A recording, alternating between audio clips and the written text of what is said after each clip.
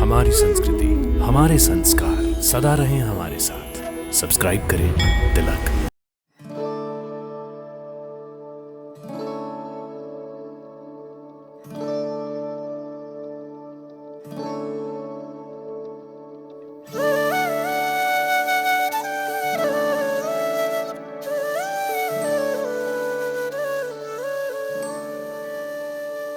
श्री क्लीं ह्रीं वरदाय नमः।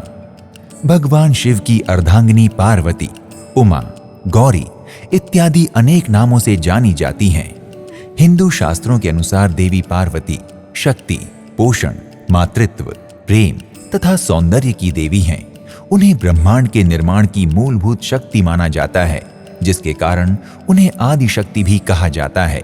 देवी लक्ष्मी और देवी सरस्वती के साथ मिलकर वो त्रिदेवी का निर्माण करती हैं। भगवान श्री हरि विष्णु माता पार्वती के औपचारिक भाई हैं। आज हम आपको देवी पार्वती के एक ऐसे मंदिर के दर्शन करवाने जा रहे हैं जो उत्तराखंड की देवभूमि की रमणीय पहाड़ियों के बीच में स्थित है। और इसी के साथ हमारे कार्यक्रम दर्शन में आप सभी का हार्दिक अभिनंदन।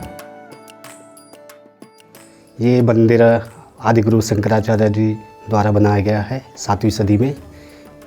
यहाँ पे मूर्ति जो है स्वयंभू उत्पन्न है। यहाँ पे शंकराचार्य जी ने समाधि लगाई थी तो माता ने उनको दर्शन दिए थे। तब से यहाँ पे शंकराचार्य जी ने मंदिर स्थापित किया है। उसके बाद यहाँ पे अजय पाल आए 1500 ईस्वी में। उन्होंने यहाँ पे राजधानी बनाई और ये 52 गढ़ों में से एक गढ़ बन गया देवलगढ़। यहाँ पे हिमाचल प्रदेश से देवल नाम के राजा आए थे जिन्होंने इस देवल को बसाया था। यहाँ पे पहले नाम धौला था, धौलागढ़। उसके बाद यहाँ पे देवल आने के नाम से देवलगढ़ पड़ा, जिसके प्राचीनतम है। उत्तराखंड के पौड़ी जिले की खूबसूरत पहाड़ियों के बीच देवलगढ़ नाम का एक छोटा लेकिन बहुत ही सुंदर शहर है। यहाँ से हिमालय का बड़ा मनोहारी दृश्य दिखाई देता है। देवलगढ़ एक पहाड़ी शहर है जो एक अन्य लोकप्रिय पर्यटन स्थल खिरसू से 15 किलोमीटर दूर स्थित है। इस शहर का नाम कांगड़ा के राजा देवल के नाम पर पड़ा है, जिसने इस शहर की स्थापना की थी। श्रीनगर से पहले 16वीं शताब्दी में राजा अजयपाल के शासनकाल के दौरान देवलगढ़ गढ़वाल साम्राज्य की 6 वर्ष तक राजधानी रह चुका है। अपने अतीत के कारण ये शहर आज भी अपने प्राचीन मंदिरों के समूह के लिए प्रसिद्ध है। जनश्रुति के अनुसार यहाँ कभी देवल ऋषि का आश्रम हुआ करता था। बाद में गुरु गोरखनाथ के शिष्यों ने यहाँ बाबा सत्यनाथ की भी स्थापना की। माना जाता है कि गढ़वाल की भूमि गौरा माता का ही आशीर्वाद है। मुख्य रूप से देवलगढ़ गढ़वाल राजवंश की कुलदेवी राजराजेश्वरी और बाबा सत्यनाथ के लिए प्रसिद्ध है। लेकिन इसी शहर में 7वीं शताब्दी में बनाया गया माँ गौरा देवी का भी बहुत ही सुंदर मंदिर है। माँ भगवती गौरा मंदिर के पीछे ही बाबा सत्यनाथ की भी समाधि है। भक्तों, श्री गौरा देवी मंदिर की गणना प्राचीन सिद्धपीठों में की जाती है। बड़े बड़े पत्थरों से निर्मित ये मंदिर प्राचीन गढ़वाली वास्तुकला का दर्पण है।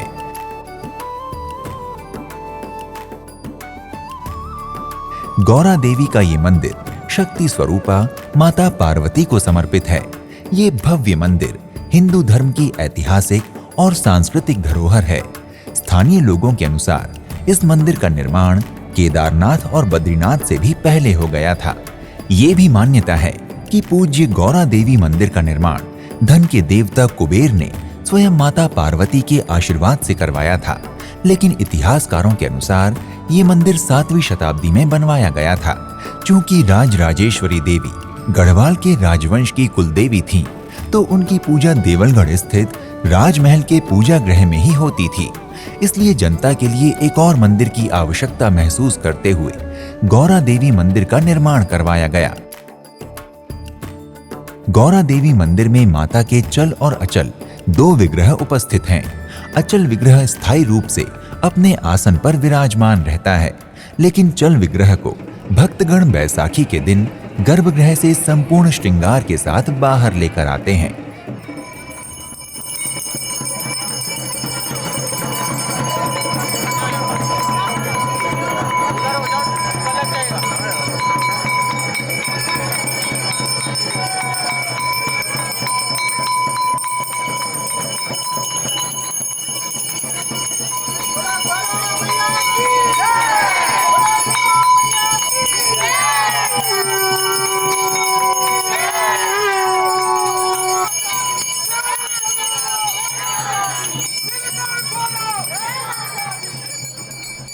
बैसाखी के दिन ही मां गौरा देवी के इस प्रसिद्ध ऐतिहासिक मंदिर में परंपरागत रूप से एक भव्य मेले का आयोजन किया जाता है।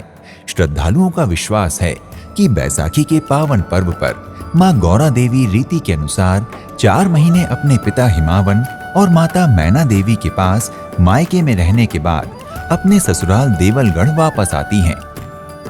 अब गौरा देवी का जो मेन महात्म है, ये इसका मायका है सुमाड़ी और ससुराल है यहाँ पर देवलगढ़। ये 14 तारीख को मायके से देवलगढ़ यहाँ आएगी। बीच में इसका जो ससुराल पड़ता है वो बोगाड़ी में भी है, जहाँ के बौगुणा जी हैं।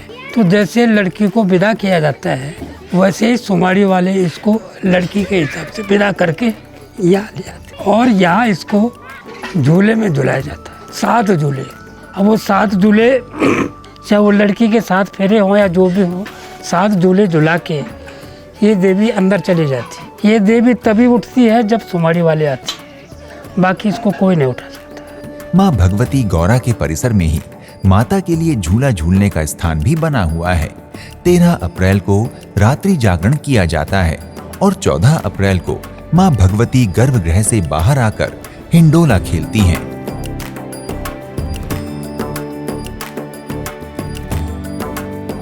रीति के अनुसार प्रत्येक वर्ष माता के मायके से लौटने पर भक्तगण स्वयं को माता के मायके वाले मानकर उन्हें यहाँ 7 बार झूला झुलाते हैं, जिसके बाद माता पूरे विधि विधान के साथ फिर से मंदिर में प्रवेश कर जाती हैं। इस दिन देवलगढ़ में मां गौरा के दर्शन के लिए दूर दूर से हजारों भक्त आते हैं। मां भगवती गौरा देवी सभी आए हुए भक्तों को रोग व्याधि दुख दरिद्रता से मुक्ति और संतान सुख वैभव कीर्ति यश तथा ज्ञान का आशीर्वाद देते हुए नम आंखों से अपने मायके वालों और सभी भक्तों से विदाई लेकर अपने गर्भगृह में जाकर ध्यान मग्न हो जाती हैं। यदि आप लोग भी देवलगढ़ आकर गौरा माता के दर्शन करके उनका आशीर्वाद लेना चाहते हैं तो गौरा देवी मंदिर तक आने के लिए अनेक साधन उपलब्ध हैं। देवलगढ़ आने के लिए आप हवाई मार्ग, रेल मार्ग या सड़क मार्ग में से किसी का भी चुनाव कर सकते हैं। यदि आप हवाई जहाज के माध्यम से यहाँ आना चाहते हैं तो सबसे नजदीकी हवाई अड्डा जॉली ग्रांट है, जो देवलगढ़ से 140 किलोमीटर की दूरी पर है। हवाई अड्डे से आप देवलगढ़ के लिए टैक्सी या बस ले सकते हैं और मंदिर के दर्शन कर सकते हैं। इसके अतिरिक्त रेल मार्ग से यहाँ आने के लिए कोटद्वार सबसे नजदीकी रेलवे स्टेशन है, जहाँ से देवलगढ़ 135 किलोमीटर दूर है। एयरपोर्ट और रेलवे स्टेशन दोनों जगह से टैक्सी एवं बस की सुविधाएं आपको आसानी से उपलब्ध हो जाएंगी। और अगर आपने सड़क मार्ग से देवलगढ़ जाने की योजना बनाई है तो ये और भी अच्छा विकल्प है। देवलगढ़ देहरादून, ऋषिकेश, कोटद्वार, नैनीताल, अल्मोड़ा, दिल्ली और उत्तराखंड के सभी शहरों से सड़क मार्ग द्वारा बहुत अच्छी तरह से जुड़ा हुआ है। आप सरकारी अथवा निजी वाहन द्वारा आसानी से उत्तराखंड के प्राकृतिक सौंदर्य का नजारा करते हुए देवलगढ़ पहुंच सकते हैं और शक्ति स्वरूपा मां गौरा देवी का आशीर्वाद प्राप्त कर सकते हैं। भक्तों, अगर आप भी मां गौरा देवी के दर्शन कर उनका आशीर्वाद प्राप्त करना चाहते हैं तो अविलंब ही अपनी यात्रा का शुभारंभ करें। अगले एपिसोड में आपसे एक नए धाम की यात्रा पर फिर से भेंट होगी। या देवी सर्वभूतेषु गौरी रूपेण संस्थिता, नमस्तस्यै नमस्तस्यै नमस्तस्यै नमो नमः इति शुभम।